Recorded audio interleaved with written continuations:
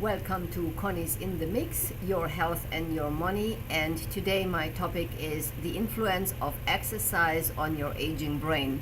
And that's very interesting because you can see how your brain is developing when you are a couch potato. And this is not something I'm just thinking about to sell exercise or to sell some workouts here. This is proven, and it's proven from something very important. It's from the Harvard Health Letter, May 2016. It has a special article and it's talking about couch potatoes in midlife, smaller brain later. And they have a complete article on that, how they prove how the brain is not working properly anymore when you are not working out in younger age, like when you are 20, 30, 40. It is so important to exercise regularly. And I'm not talking about 3-4 hours power workouts after a 12-hour job. I mean a 45-minute exercise, a combination of weights and a cardio workout. And the article in the Harvard letter says, here's something to jolt you off the couch and get you exercising. A study published in February 10, 2016 in Neurology links poor fitness levels in middle age to brain shrinking 20 years later. And for a second, I'm just thinking about all these politicians and what they are talking and what they are saying. I think they have sometimes brain shrinking too. And probably they didn't exercise when they were younger. Just think about what all these politicians are telling you. I think there is some brain damage there too, with or without exercise, I don't know. So the researchers, including some from Harvard Medical School, looked at the cardiovascular fitness of about 1,100 people, average age of 40, who were free of dementia and heart disease. The participants had taken treadmill tests to determine their cardiovascular fitness levels based on how much oxygen their body used during exercise. About 20 years later now, participants took another treadmill test and underwent neurophysiological testing and MRI brain scans. The scans showed that people who were unfit in middle age had smaller brains in older age compared with people who were fit in the middle age. This is amazing. This is just showing you how exercise is really influencing from early age your whole life. You know that when you are not exercising, probably with 50 years, you are already on antidepressants, you are on cholesterol pills, you are probably overweight, you have belly fat, everything else is going on. But if you started to do something regularly in early age with 25, 30, you can really be sure that the percentage, the chance that you are healthy when you are older is huge. And why not investing your time into that? Don't forget the investment of time into your health. There's no bigger investment, no better investment what you can do health-wise and also money-wise. You are healthy, you save all these hospital bills and these co-payments, what you have to do when you are in different therapies and all that. So it really makes it, it's like a savings account when you are staying healthy. That's your savings account. And who wants to stay in bed for 2 or 3 months? You would have known that in advance. I'm sure most of you would have exercised when they were young. I'm absolutely sure about that. So, and then I'm reading here different other magazines, and I hear there was this Cornell Medical College Women's Nutrition Connection. It's also a kind of health letter from them in the spring edition. It's talking about the avoid the energy roller coaster. And it says when you are eating short carbs, your insulin is spiking, you are hungry, you want more, and then it's falling down, and this is when you are falling in that 1 p.m. sleeping hole.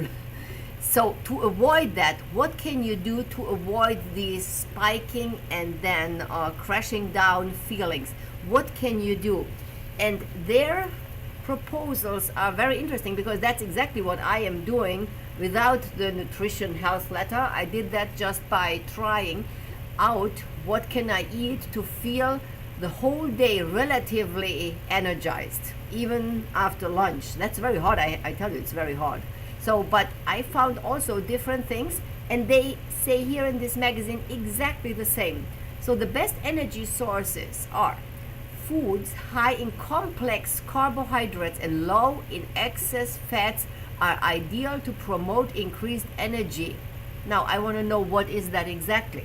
Complex carbohydrates are found in plant foods, including whole grains, legumes, like beans, peas, and lentils. Lentils, I hate them. I don't eat them, but that doesn't mean that you should not. If you like them, you are very welcome to. And some vegetables such as carrots, zucchini, asparagus, and radishes. These foods also contain fiber, which can help to stabilize energy levels. I eat a lot of nuts in the afternoon. In between lunch and dinner, I have a handful of nuts and dried fruits, more nuts than dried fruits. And I'm really filled up, and I'm never hungry, and my digestion system is just unbelievable good. You have to try that. Try that for 1-2 weeks, to have in the afternoon a handful of nuts and dried fruits. Your digestion system is unbelievable. Your energy level stays high. That's from all that fiber. Fiber slows digestion, providing you with a steady supply of energy throughout the day. Important, very important, especially when you are working, you are with numbers, you are in a bank, so you are rolling around millions of dollars, and your brain has to be completely clear. So that's what you need. Eat really some nuts. Apply energy throughout the day. Increase your fiber intake by eating beans, whole fruits, vegetables, and whole grain breads and cereals. And one of my clients here is on zero carbs since 2011. That means since 5 years. And I'm so against it because I think the body just needs carbs. And I told her to try grapefruit and whole grain bread. She almost killed me because this is how she stays very skinny. Okay, that's not my opinion. I don't agree with her. She is thin, but her price is unbelievable because she is eating so many sweeteners. Like, she has 5 aspartame sweeteners in her iced tea because she really craves the sweet. I told her that these are all chemicals and can cause cancer. And I don't have her there yet that she's changing her behavior, but I'm working very hard on her because I think that's not a good idea. Thin doesn't mean always healthy. Don't forget, thin is not always healthy. You can look thin from outside, and inside you are full of cancer. You never know. So thin is not always healthy. You have to have a healthy lifestyle to consider yourself healthy. Important, don't forget. And the last point for today is stomach cancer defense. I found that in the Nutrition Action Health letter, June 2016. It says that a worldwide stomach cancer kills more people than any cancer other than lung and liver. US stomach cancer rates have plummeted in the last 85 years, but 5-year survival rates are still only around 30%. That's not a lot. So that means after 5 years, only 30% of stomach cancer survive that. That's not a lot.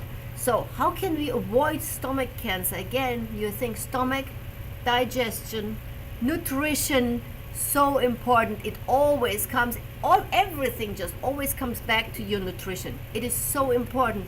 And the action letter tells me to avoid processed meat, sausages, for example, hamburgers. These are meats, they are processed. They have a lot of salt in it. They have chemicals in it. They have everything in it. So this is the meat what you should not eat. Processed meat. If you have a raw filet mignon, for example, or you just cook it, that's fine. That's not considered processed meat. Processed meat is really when they put the chemicals in. Don't do that. Lose or don't gain excess pounds. Again, it's always the same. Don't be overweight. Overweight means inflammation. Inflammation, easier access for cancer cells to get cancer into you, and so you get sick. Please, please, no excess weight. Minimize salt preserved food. Studies in East Asia find a higher risk in people who consume pickled vegetables, that's interesting, and salted or dried fish, but the evidence is insufficient in other regions of the world.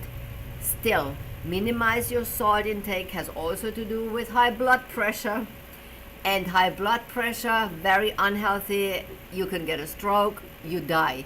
It's at the end you always die, but you know it makes a difference if you are dying with 40 or if you are dying with 85 or 90. It makes a big difference. Think about it. Then the last thing, limit alcohol. People who consume 3 drinks a day have a higher risk. The new report found only limited evidence that eating grilled, broiled, or barbecued meat or fish or eating too little fruit increases stomach cancer risk. What's good news, I have to say. That's good news. So you can put a little bit flavor on it. I don't eat salt at all. Because of my bodybuilding time, I got used to not having salt. I don't even eat the barbecue sauce. So in that part, I'm not really American yet.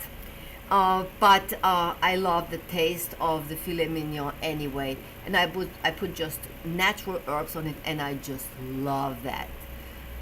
This is for today. Reboot your health and fitness today, your health and wealth too, and see you next Friday.